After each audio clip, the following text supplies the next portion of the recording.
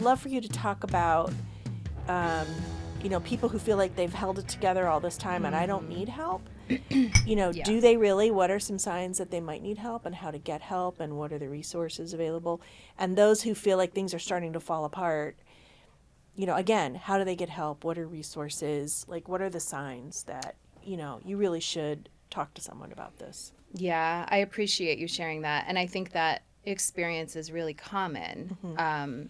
There's a saying, you can't heal in the same place that made you sick, right? And so part of that falling apart, I think, can be the beginning of facilitating a healing process. But it's also really scary and Oh, yeah. overwhelming. I was hyperventilating. I had to have a paper bag on me at all times because I was hyperventilating.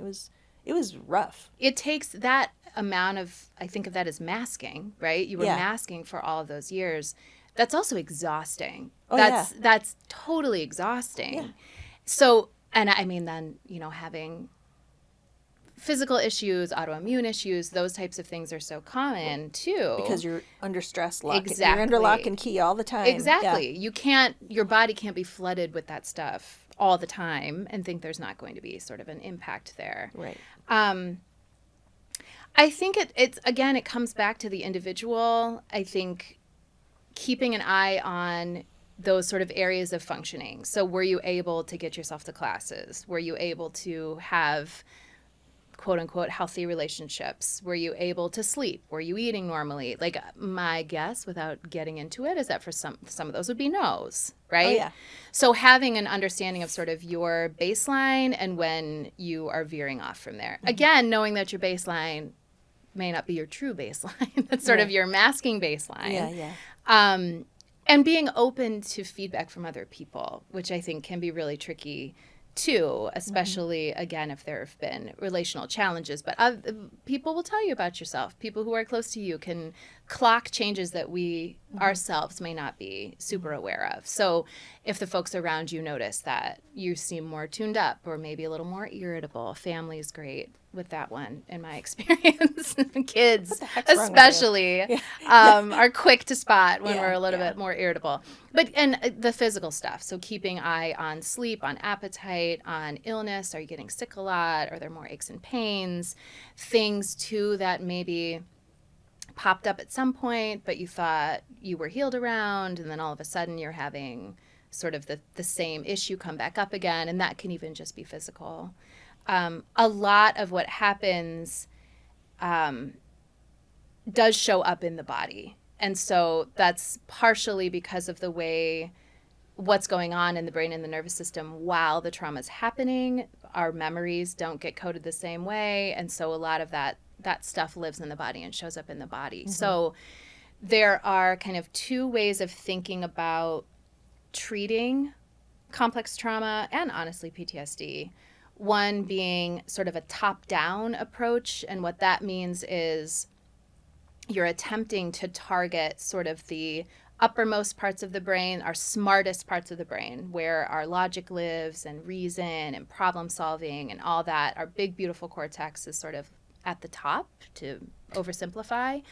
And the idea with a top-down approach is that if we are able to talk through the thing and process, and it's really just a lot of talking, which a lot of talk therapy, that's what that is you're going to give your trauma narrative, and we're going to process this and process that.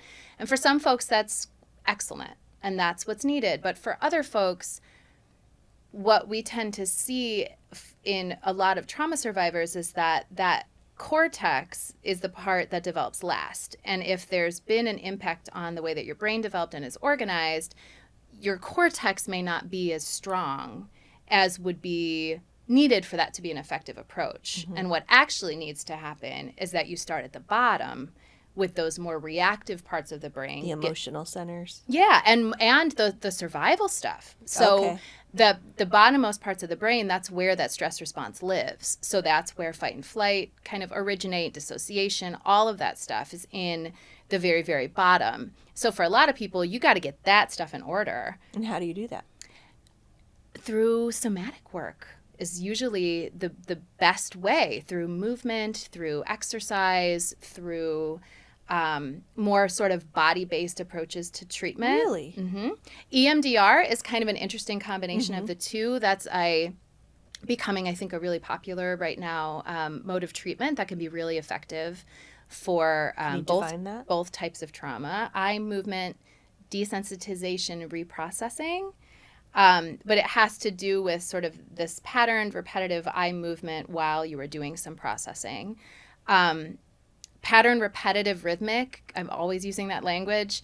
Patterned, repetitive, rhythmic activity is the quickest way, one of the quickest ways to soothe the stress response.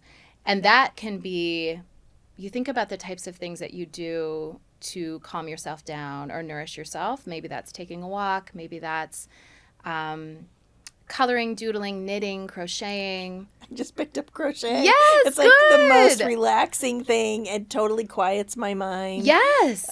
Yeah, now I know why I like it so much. You know why, yeah. And Incredible. so what you might really be doing is like creating some new neural pathways in that really reactive part so of wait, your brain. I'm like fumbling my way through this. You're just like building your own brain up. You didn't even know. Crazy, yeah.